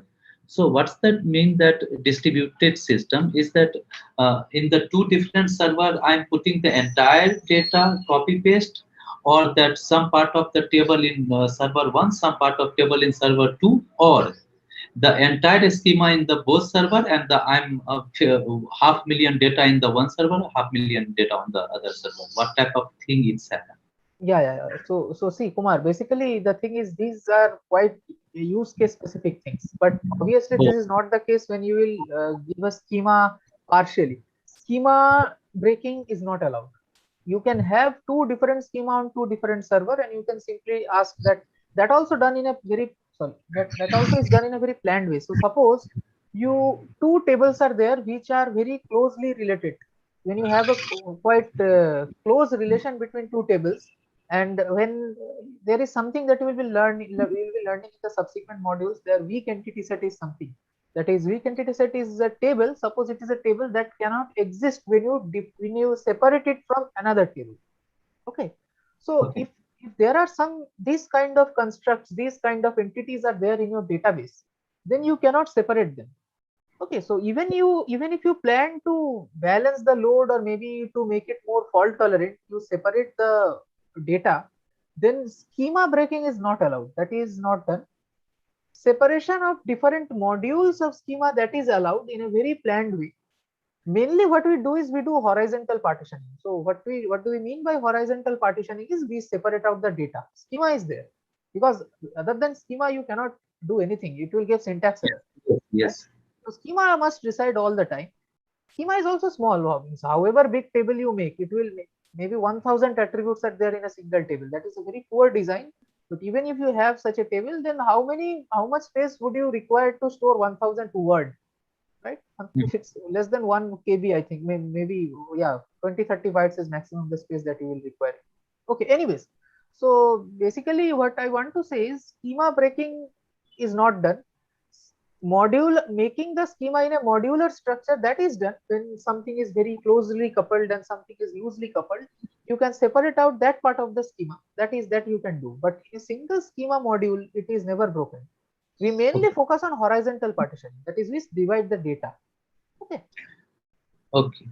So Kumar, just to add to that, just look at the structure of Facebook, right? I mean, if you have so many nodes, you can, if you just divide the data just in half the data in one system, the other data in one system, and they are not able to interact, suppose. So, and one person in one set wants to make friends with the person in another set. That's not possible, right? I mean, you cannot have a totally totally isolated sets of data in two separate systems. That's not possible, right? So that's what Bhaskar was saying. It's very much dependent on the use cases. But in the case of, say, something like a banking system, you just have to store there are tables for storing employee information for each branch. Then that can be isolated in the sense that can be distributed across multiple systems, because you may not really need to have a correlation between the employee details of two different branches. So it will definitely depend on the use cases as to how the distribution has to happen. So designing distributed databases is not like a very straightforward task. It's very, very dependent on the particular use case. Okay. Got it, no? It's not like you can say that, okay, let 1 million rows go here, let 1 million rows go there. That's simply not possible.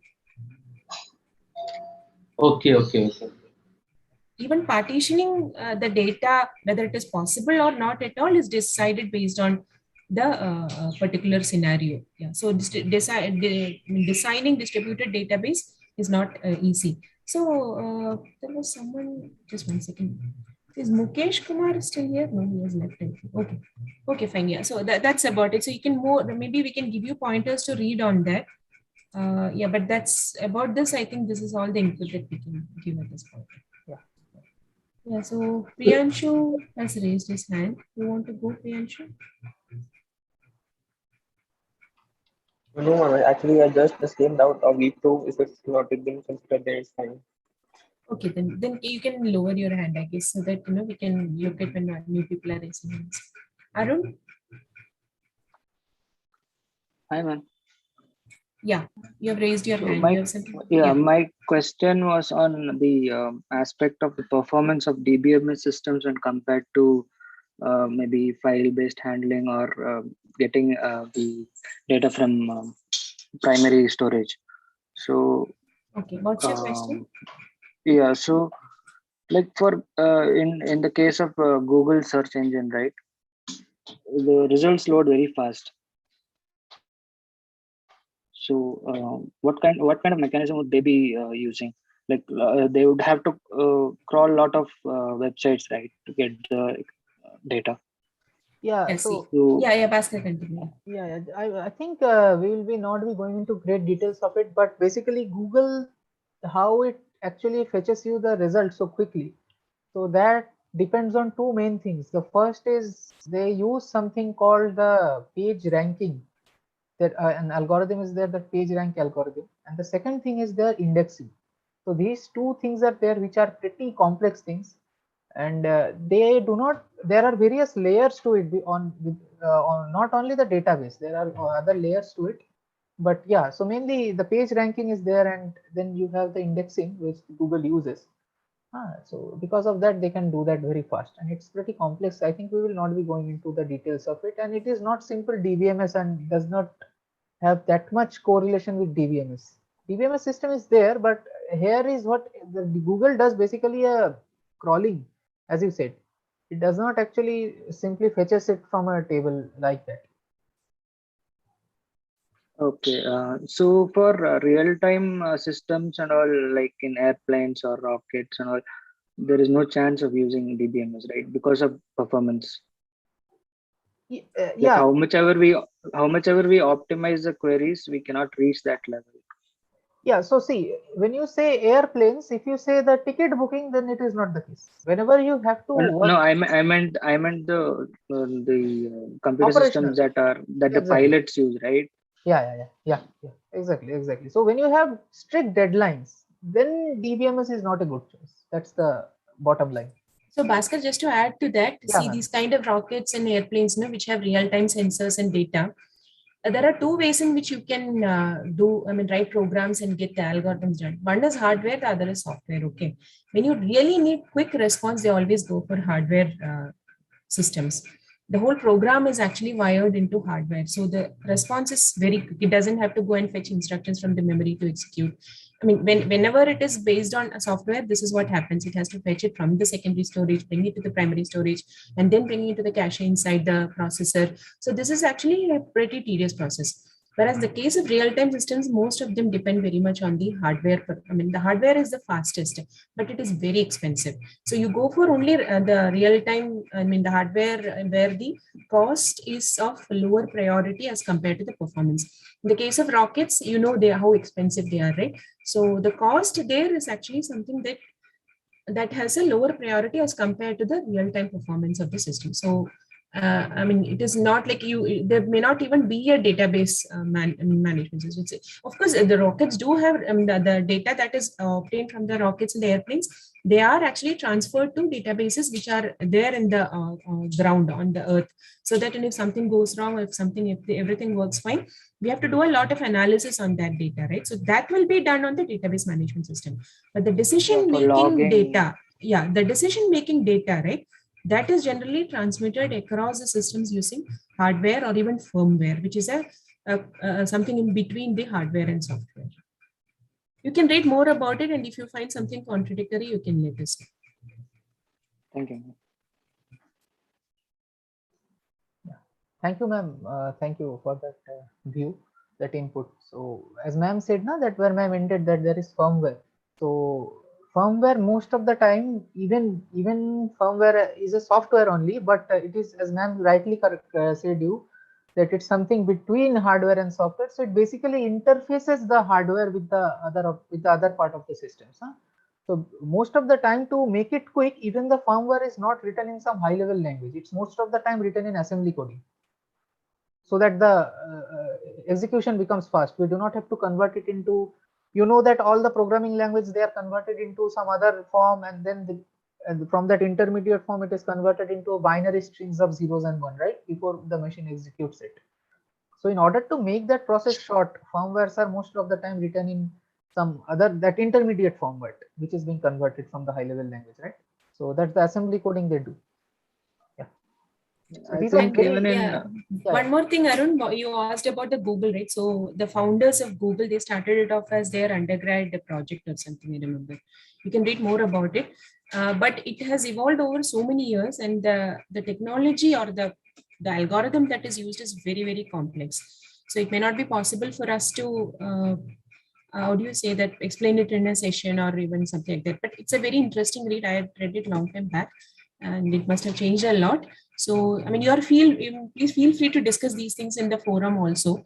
It will be interesting input for others also, like reading from outside and, sharing one of the Facebook and the Google, how they handle these things, it may not be really related to our DBMS at all, but it will be interesting. Yeah, so please feel to share that in the group and the discussion forum. We can discuss on that. Yeah, so I don't know, I interrupted, you were about to ask something. Yeah, so I was just like, yeah, because in the last session we had a question, right? Like, which scenarios do you think DBMS won't be suitable? So, yeah, the answers are mostly like for small applications where we have resource constraints and everything. But even for large applications, also sometimes like DBMS is not recommended, right? Like in industrial automation for automating the process systems and all. Yes, yes, yes. So that's why the I think you are telling about the responses that came from the students, which actually mentioned small, small. But if you see the Yeah. slides, yeah. So anyway, so if you see the slides that the professor taught us, that you will see, and also in the activity session, I think we discussed this thing, that where RDBMS is not a good choice. If you see that activity session, you will get to know that. We discussed mainly 2-3 points. The first is obviously the most simple is the one which specifies that if it is small data set, so that's the most easiest use case. The second one is the real-time constraints that you asked questions about, and maybe the third one is basically where the relation between data is not that much. And another thing is you do not want that much consistency, but you want easy scalability, not scalability. RDBMS also provides scalability, but easy scalability. So basically, when you have unrelated data, which is not that much related, and you want to operate on each data set independently, you do not want to have a relation between a lot of you want to have do not have want to have complex relation between various entities, but you want to do the scaling very easily. So in those kind of scenarios, RDBMS may not be a good choice. Okay, so can I ask one more question? Yeah, please. So I was not very clear on the difference between centralized architecture and client-server architecture, because when you're installing the PostgreSQL locally, also it is kind of behaving like a client-server only, right? With both client, with the local system acting as both client and server. So is that like, can you give a scenario where centralized DBMS is still used? Okay, so centralized so did you understand the client server model? Yeah, so the server is like providing server is where the DBMS will be kept, and it will provide a service of providing data to the client which queries for the data, right? Yeah. So basically, see, there is not a very strict concrete boundary between these things. Obviously, the centralized system is something which most of the time responds to a lot of computers which are requesting. Centralized is also a client server. Most of the time, it is also a client server system only. It has to be a client server system, but the whole of the information is stored at one place. So if that fails, the whole system breaks. It has to be differentiated with respect to the distributed system. You can't differentiate it that much with respect to the client server model. Client server model, most of the system that we have, it has to be in a client server system only, right? So Bhaskar, as I understand, the client server model can be implemented either ways. It can be a centralized or a distributed. It can be distributed, system. exactly. Exactly. So as Bhaskar said, the comparison should be between whether you should go for a centralized versus distributed, and not centralized versus client server. What sir meant by those architectures is that it could be a combination of all these, and your database architecture will depend on what combination are you going for. That's what it is. So it's not like if something's client server, it is not centralized. I mean, it doesn't mean that. It could be a combination. So yeah, the distinction is between centralized and distributed. And the single line definition is centralized has one point of failure, distributed has multiple points of failure. That's it. Okay. Thank you, sir.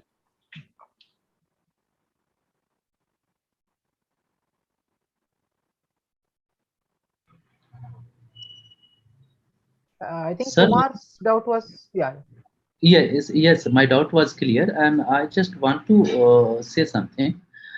As Arun told that, Mr. Arun told that that PostgreSQL is not suitable for the big amount that processing and the data. No, but did he mention it like that? So No, I don't No, think I so. don't say the industry automation and processing. Yeah, I mean, their DBMS may not be Yeah. applicable, is what he said. Yeah, what Yeah. I meant was like in large systems also sometimes DBMS systems will not be suitable in some scenarios. But So I don't. yes, Yeah, Kumar can you? Yeah. yes. So I heard that. So when the MySQL was there as the DBMS, and then NoSQL came like a MongoDB. Yeah. Then after seeing that the founder of the PostgreSQL, in that PostgreSQL, they merged that combination of the even the MySQL and the part of the MongoDB. So we can implement both in that PostgreSQL. How much it is true? That's I want to know. Yeah. So see, basically the thing is in CS, basically in computer science, so everything depends upon development. If you develop something, you can break the protocol boundaries, right? So this is the scenario. You can do anything, you can code anything up. But when we are discussing this scenario, we will also face in those of you who have registered for the AppDev course.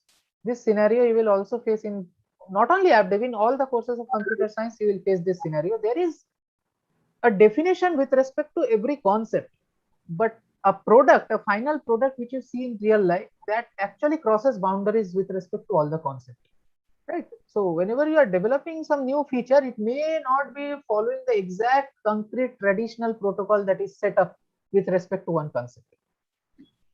I think that gives you the gist of it. So ma'am or sir, if you want to add something to that. No, so actually, Kumar, what you were asking is like it is some aspects of PostgreSQL are taken from both MySQL and NoSQL. Is that what you are? No, ma'am. So he was asking basically that after the NoSQL came into being, in some features, some distributions of PostgreSQL, they have added some features that are relating to NoSQL part. Yeah, that's true. That's true. That's true. Yeah, feature of NoSQL can be done in Postgres also. There has been some modifications into that using. And in future, like you can do both kind of thing, like structured, unstructured, and anything could be done on Postgres. That's going in that direction. Yeah, that will be interesting because that both we can write in the same database, like some part of the NoSQL and some part of the SQL. Exactly. Also, Kumar, if you see NoSQL only, are you aware of that couch DB, that thing? Have you heard that? Mongoose, those things are there. Yes, I have a Mongo couch, and I didn't use couch, but the Mongo and the Redis I have seen. Yeah. So you can. I think you are then aware of that. Some of these NoSQL DB are also trying to implement some modules to make it in a form of relational kind of DB. Right? Actually, also say that Mongo is not pure schema-less, but it has the SQL type of. It has kind of thing. Yeah. So in couch, I was telling, because couch they say that it also. Mongo has one problem because Mongo. Okay, so we are discussing these very specific things. These are not related with our course, but if you want to hear it, you can. You are most welcome. For others, I'm just mentioning this. So see, Mongo has one big disadvantage. It is not transactional. It has problem with respect to ACID properties.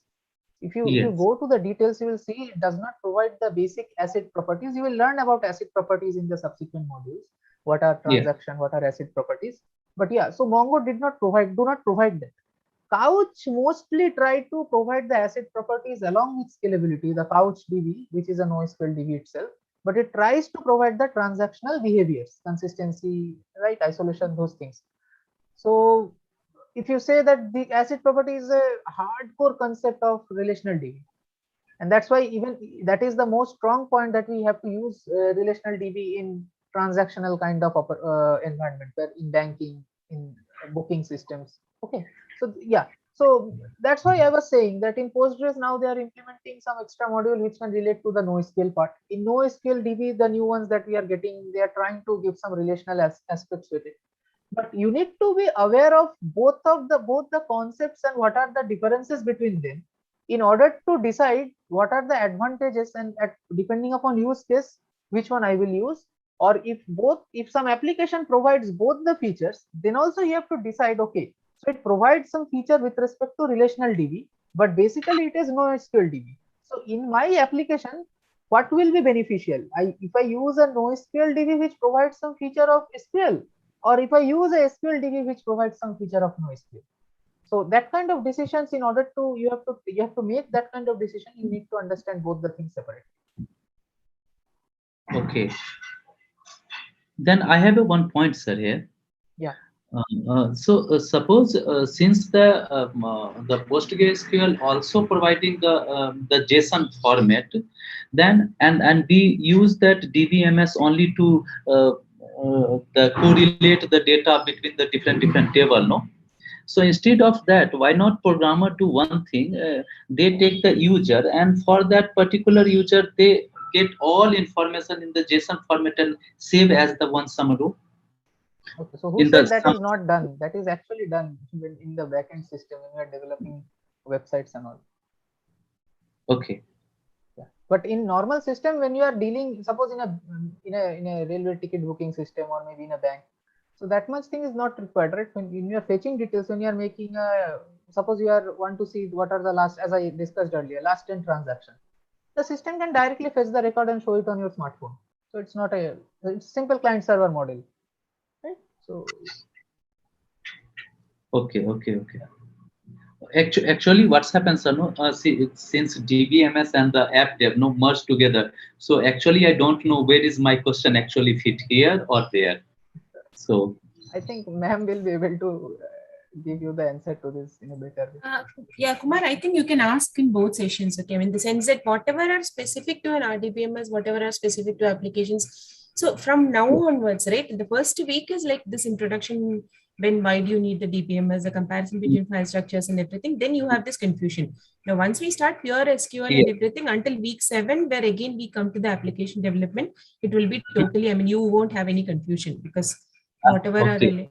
Okay, got it. No, yeah. And these are all related, right? These are all related to program. If you want to, there will be a lot of overlap. When you go to the application development course, there will be a lot of overlap. Like there will be databases, the schema design, everything. That's it. Yeah. So that's totally fine. I mean, that's totally fine. You can ask here or there. Whatever we know that it will be dealt in detail in the other course, we'll give you reference there. And whatever they know, like, they, when it comes to the ER modeling and everything, when they are having those models, they'll give a pointer to back here. So why we have given that DBMS is either a prerequisite or co-requisite is precisely for this reason. Whatever, I mean, for you to be able to develop an application, you have some dependency on understanding the DBMS. But when you have a DBMS, you really don't need to know a lot of things about the application development. Got it? Okay. No, you can be a database administrator or whatever, just without, I mean, knowing very basic things about application programming. But the other side is not true. That's why for application development course, we have that DBMS is a co-requisite or a prerequisite. So whatever questions you feel like you have a doubt, you can pose it here. And if we know that that will be dealt in more detail in the other course, we'll give a pointer there and vice versa. Okay, sure. So don't worry about worrying, like, whether it belongs to that course or this course. We are all in the same team only. So don't worry. There are a lot of overlaps between the course instructors also. So don't worry about that. Just keep posting wherever we have. See, the worry is like if there are people in DBMS who are not taking application development course this time, then for them all these additional details that may not be needed. That's all. But they will eventually have to take the application development course also to complete this level of the diploma level, right? So that's totally fine. You can pose any questions. Got it. Thanks, ma'am. Yeah, sure. No worries.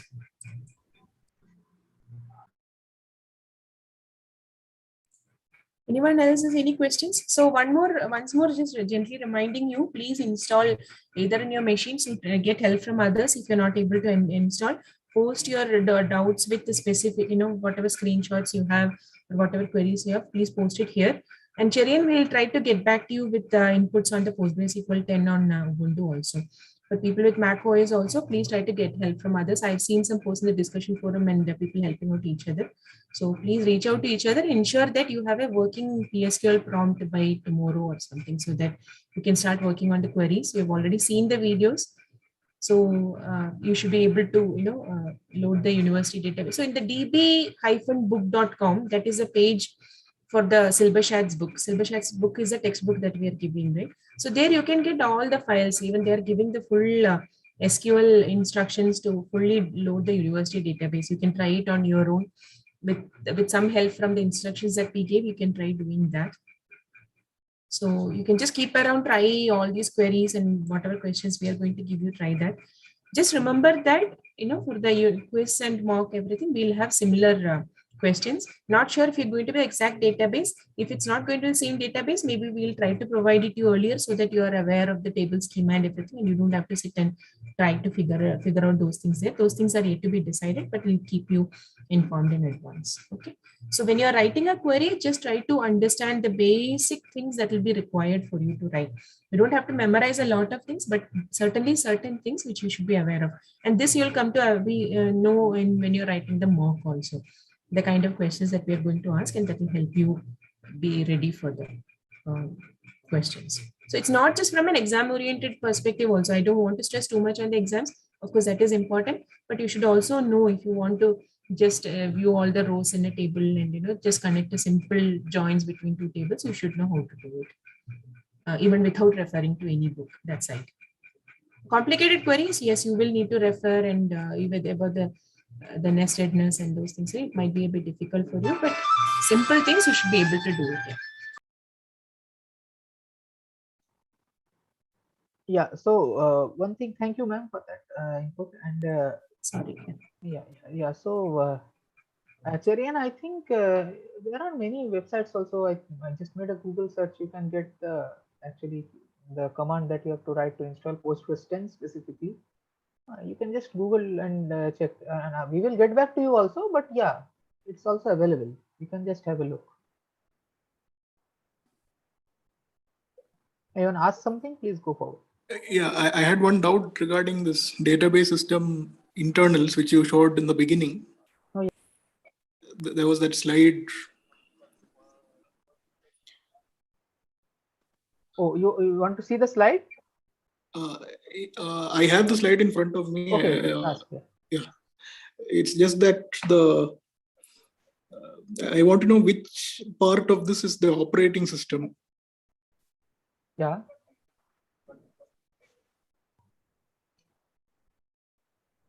So disk storage is a part of operating system, or is that also a part of database?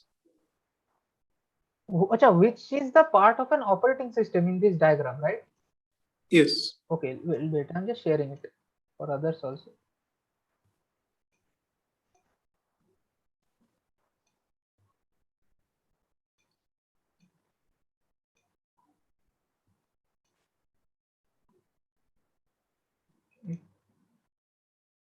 Just a second.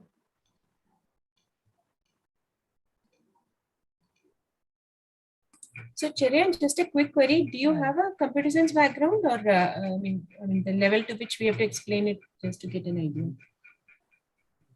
Yeah, I have. You have studied about operating systems, right? Yes. Okay. Yeah.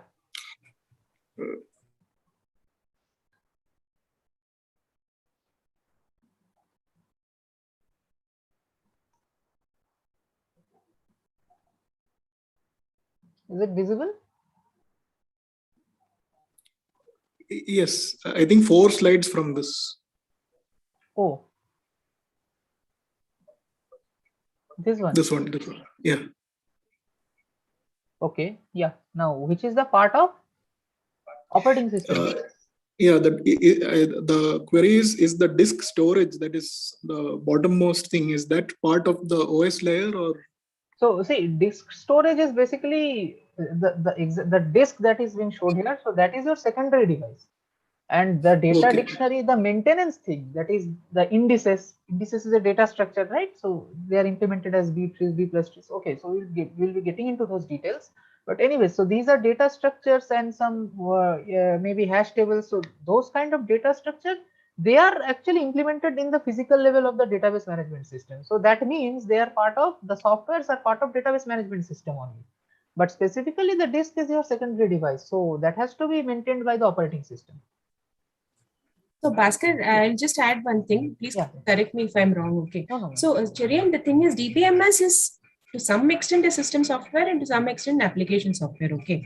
What it does is it will take the query, it will process it, it will generate an evaluation plan, and ultimately it will give some inputs to the operating system only. The operating system is the one which finally interacts directly with the hardware, because eventually you have to fetch something from the secondary storage and bring it to the primary so that it can be accessed and it can be manipulated and all that, right? So ultimately there is a layer between the DBMS and the hardware, which is the operating system. So any request, any query, anything that goes from this to the secondary storage goes via the operating system only.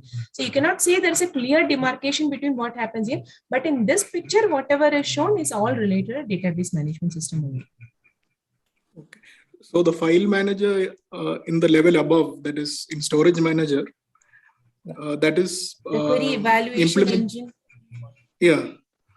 Transaction. These are all, of course, operating system has a file manager of its own, the buffer manager of its own. It has, that is actually for the various other levels. But if you ask me here, the storage manager completely, I wouldn't say it is part of the operating system. See, if you look at the transaction manager, all these things, but there are various levels to all these things. So ultimately, whatever comes into direct interaction with the hardware will be the operating system. Yes. Okay. From the DBMS to the hardware, there will not be any direct communication. It will go via the operating system. Okay. Thank you. So, Cherian, yeah, thank you, ma'am, for that input. So, yeah, so have you learned the operating system subject as of now? No, I have not. Okay, so anyways, as ma'am taught you that in storage manager, the query processor, everything that you see over here, they are the softwares that in the storage manager you can see the buffer manager, file manager, right?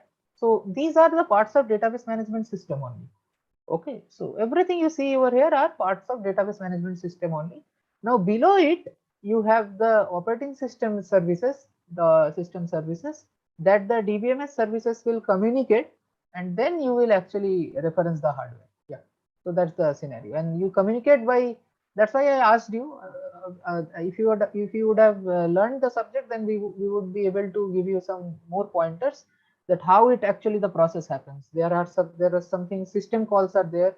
So when an application level program actually wants to to use some hardware resource or maybe some resources that are exclusively given to the operating system, so it makes some procedure call which we call them as system calls. So using those system calls, these things are done, and there is a shift of access from user level to kernel level, and yeah, so there are things that is basically the operating system is working below the DBMS, but whatever you see in this diagram is basically the DBMS system only. Thank you. Okay, Bhaskar, I think we can wind up the session. Yes. So thank you, everyone. Thank you for joining.